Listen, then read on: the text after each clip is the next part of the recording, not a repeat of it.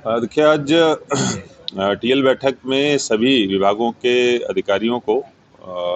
जो भी आपसी समन्वय के मुद्दे थे उसके संबंध में निर्देश प्रदान किए गए हैं और इसके अलावा कुछ अन्य मुद्दों पर चर्चा हुई है। जो जनसुनवाई की व्यवस्था है उसको और ज़्यादा प्रभावी बनाया जा रहा है, जो कल से लागू किया जाएगा, जिसमें कि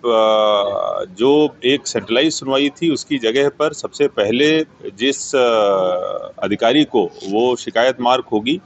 आवेदक उसके पास में उस संबंधित अधिकारी के पास में जाएगा और वहाँ पर उसका निराकरण कराने का प्रयास किया जाएगा।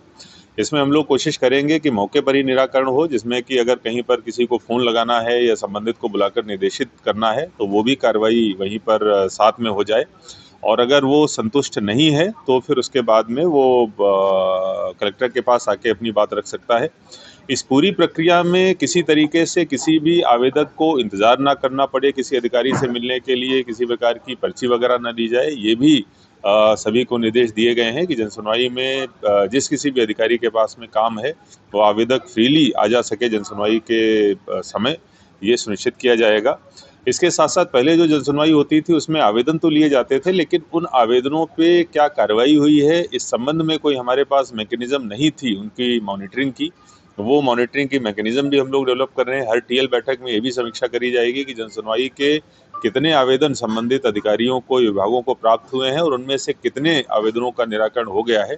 जिससे कि जनसुनवाई को प्रभावी बनाया जा सके और आवेदकों को बार बार आने की आवश्यकता ना पड़े। कुल मिला के इस प्रक्रिया को हम लोग आजमा के देखेंगे और इसको और अधिक प्रभावी करने के संबंध में आगे हम लोग कार्रवाई करेंगे।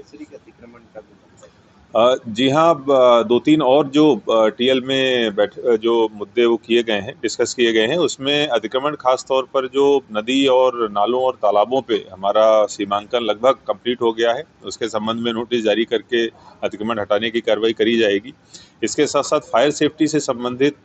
जो हमारी एक मुहिम चल रही थी, वो नदी और नालों के सर्वे के कारण थोड़ी रुकी थी। हम लोग आजकल में उसको फिर से वापस करेंगे और जिस भी बिल्डिंग में फायर सेफ्टी सिस्टम नहीं पाए जाएंगे उनके खिलाफ कार्रवाई हमारे द्वारा करी जाएगी। इसके साथ साथ एक महत्वपूर्ण बिंदु जो अवैध कॉलोनी का विषय था उसको लेके भी था। अमूमन ये देखा गया है कि अवैध कॉलोनियाँ जब डेवलप होती हैं उसके 2-3 साल बाद फिर उसकी शिकायतें आती हैं। आवेदक जो वहाँ के रहवासी हैं वो परेशान होते हैं। कई बार फॉर्जरी के मामला भी, 420 का मामला भी बनता है, वहाँ पर सुविधाओं के विकसित ना होने का मामला भी बनता है। इसलिए सभी एसडीएम्स और तहसीलदारों को निर्देशित किया गया है कि अवैध कॉलोनी पर बहुत तेज़ी से हम लोगों को कार्रवाई करनी है। अगर किसी जगह की टीएनसी नहीं हुई है और उसके बाद प्लॉट बेचे जा रहे हैं तो न केवल कॉलोनाइजर के खिलाफ में कार्रवाई होगी, बल्कि ऐसे जो ब्रोकर हैं जो इस तरीके का काम कर रहे हैं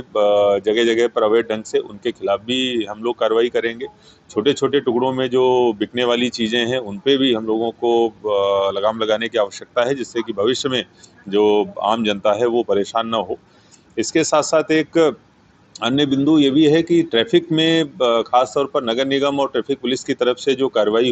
हो रही है उसमें समन्वय रहे और एक तरीके का